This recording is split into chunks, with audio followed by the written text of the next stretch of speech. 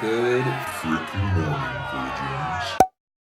It is 6:30 p.m. and I Have a confession to make. have a dark history when it comes to origami. I would spend hours every night learning how to make little origami bullshit that I found on YouTube, and then I would come to school the next day and I would sell it for snacks at lunchtime. I was a businessman at a young age, and I am not mad about it because my mom wouldn't buy Dunkaroos or what are those? Cosmic brownies.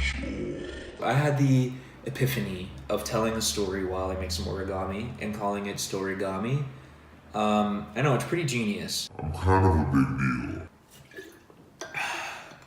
Okay, so I'm gonna tell you all about the most terrifying Catholic school retreat of my life while I make some origami. And I'm not gonna tell you what it is. It's A little bit of a surprise. it'll have to do something with the story, so just keep watching. Oh, I hate myself. Okay, hey guys. So, yeah, I'm just editing here, and I thought I should throw in that me and JC, we're still homies, you know, like, this isn't any shade at my Catholic school brothers. It was just a weird weekend, you know, and I had to get it off my chest. By the way, I just learned how to auto-tune on iMovie, and it's fucking sick. Anyway, thanks. It all started in grade 11 religion class when it was mandatory to go on this retreat. Oh, what happened? Slow down. Slow down. Yeah, it was either we go on this weekend retreat or we write like 2,000 word essays. So I'm like, it can't be that bad. But the weird part about it was that nobody would tell you what happened on the retreat. It was the kind of retreat that happened like twice a year. But every time you ask somebody what you do, they're like, I can't tell you, like you have to experience it for yourself. I went into this not knowing anything. So of course I did it anyway. All I knew at the time was that this retreat took place in a church basement. It was Friday night and Saturday night, and then we left Sunday. And I have an attention deficit. It was supposed to bring you closer to JC somehow. That's all I know. So I'm like, okay, whatever. Can't be that bad. Okay, whoa. So you did that. Oh, yeah. Yeah, good. Okay. So we get there on Friday night. I knew a couple people there. I was told to bring a sleeping bag and like change your clothes and all that shit. So I've got all that in my backpack. And we get down in the basement and everyone's just kind of mingling at first. This is the part of the weekend when like the parents say goodbye to their kids. I'm gonna miss you. So it was like very harmless at the time. Good.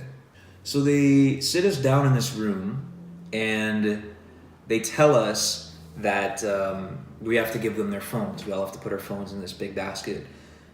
So I'm like, okay, you know, that's fine. That is not that bad. You know, I could be away from my phone for a little while and the world won't end. We'll get closer to JC. So I was totally down, and then they're like, oh, by the way, you have to give us your watches too.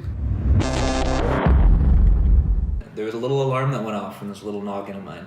So I asked, why do we have to give her watches? Like, how is that gonna get in the way of me and Jesus? And they told me that it's because we're not allowed to know the time. And as if on cue, I looked up and all of the windows were covered with cardboard. So I'm like, it's a little weird. The whole weekend, you're not allowed to know the time. You're not even allowed to get vitamin D. You know, the lady who runs it is like, oh, like, my name's Karen, but for the weekend, you guys are going to be calling me Mom. But for the weekend, you guys are going to be calling me Mom. And then she's like, yeah, and this is my husband, Dave, or as you're going to call him, Dad. Dad. What the fuck do you mean, Mom and Dad? Like, that part still weirds me out. Your name's Karen. Okay, I'm calling you Karen. I'm not calling you Mom, you goofy goober. So the whole weekend, it was a lot of like team building, you know, leadership games. It wasn't that bad. that part of it. And then that night, or at least I presume that night, I did not know the time, we had to sit in a circle in this room, and then they just shut all the lights off. All I saw was someone lighting a candle in the corner. And then fucking mom is like, Okay, everyone, we're going to be passing this candle around, telling everyone something you've never told anyone before. half the shit people said that night was illegal. Like, I should not know this stuff. I need to paint that picture better because, like, that's an important part, and I need you to be as creeped out as I am. So imagine that you're sitting in a circle with 50 teenagers, it's pitch black, and you're passing a candle around. Robert, that you haven't talked to since 4th grade, is sitting over there, and he has the candle, and he's like, I used to beat my cat. Or some shit, you know? Like, this is creepy. I don't want to be doing this. The weirdest part was I forgot that the priest was sitting next to me. I'll change his name. Let's call him Father... Oh, wait, that was actually his name. No, we'll call him Father John. Father John, like, whispers in my ear, and I couldn't even see him lean in. So all I feel is that warm breath that's, like, ringing my ear canal. And all he says is, can you pass my nasal spray? And I'm just like, whoa. Father John. After all those activities, it was time for bed. I was exhausted. So we go to where we're sleeping for the night, and it turns out we're all just sleeping in a bunker. I felt like I was in the apocalypse. The world was ending, and all I had was my sleeping bag and my rosary. So I was up a little late. Everyone falls asleep, except for me. And right as soon as I'm about to fall asleep, I see Father John walk into our bunker. Okay, maybe this bitch has got to sleep too. I can barely see what he's doing, because...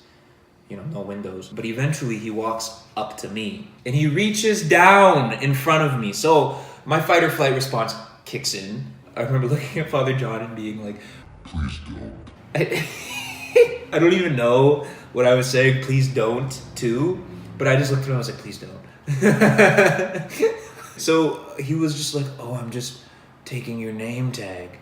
I totally forgot to explain why he wanted our name tags. Like, yeah, if you didn't have your name tag when you went for breakfast in the morning, you had to do a silly dance in front of everyone.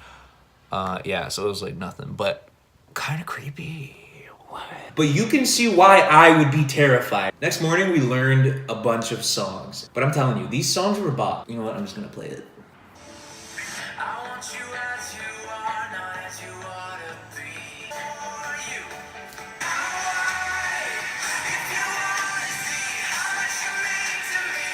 Honestly, I think the song would slap if it were over some R&B track. If you wanna know how far my love can go, just how deep, and just how wide. If you could count the drops in the ocean, drop, drop, drop, drop. You could count the drops in the ocean, drippity drop, drop. So the next morning, all the priests and nuns walk in, and they're banging pots and pans. That's how they wake us up. My heart rate must have reached 300. That did not bring me closer to Jesus Christ. The thermostat had the time on it. The worst part about it was that they were waking us up at like 5 a.m. Like, this isn't the fucking military. But I spotted the time, and I was like telling my friend, like, look, it's the time. As if like me and my buddies saw titties for the first time. We're like, ooh, like there's the time. Ah. So then Dad comes and yells at me. He's like, You're ruining your experience here. so I was on time. I just remember sitting in this room alone, and it felt like hours. I was terrified. And on the last night of the retreat, we're walking around, you know, singing Drops of the Ocean like usual.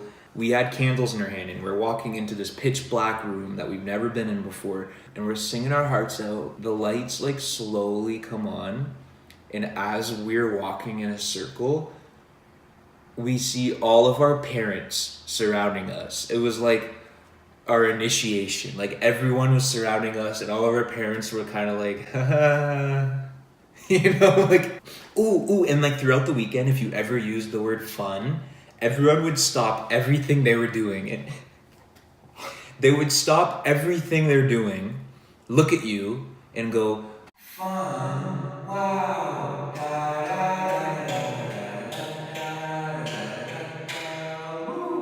and then just get right back to what they were doing, like nothing happened. But yeah, I don't know. It was kind of a good weekend. It was one of those things where as I'm there, I'm like, oh my god, this is like such a great experience. Like, dude, I can practically see Jesus Christ on that cloud over there. I felt like so enlightened. As I was talking about the details after, I realized a lot of it was pretty weird. I almost forgot. So, like, a couple weeks later, I was at the grocery store with my mom, like my real mom, and then I saw Karen. So I was like, hey, Karen. And Karen's like, call me mom. And my poor mother, my mom's like, I'm his mother. Like, she's so innocent, and it was so weird. Everyone was uncomfortable. Like, I'm not calling you mom, dude. It was a pretty weird weekend, not gonna lie. It was just, I feel like I still would have done it if I just had known these things. If I knew all the windows were covered, you know, I would have had time to prepare. I would be like, wow, that's kind of dope, like a little emo, you know? But just the fact that it was all just thrown on you, and they're like, welcome, my children, in honor of the most traumatizing weekend retreat of my life, but also one of the most enlightening. I made an origami angel. Shit, dude. I've lost the little bit of talent that I had. We're gonna work back up to it. Okay, we're gonna turn this into this. We're gonna turn this into this. Anyway, thanks for watching. If you liked the video, subscribe. If you didn't like the video, go fuck yourself. So, good night, virgins. Mwah.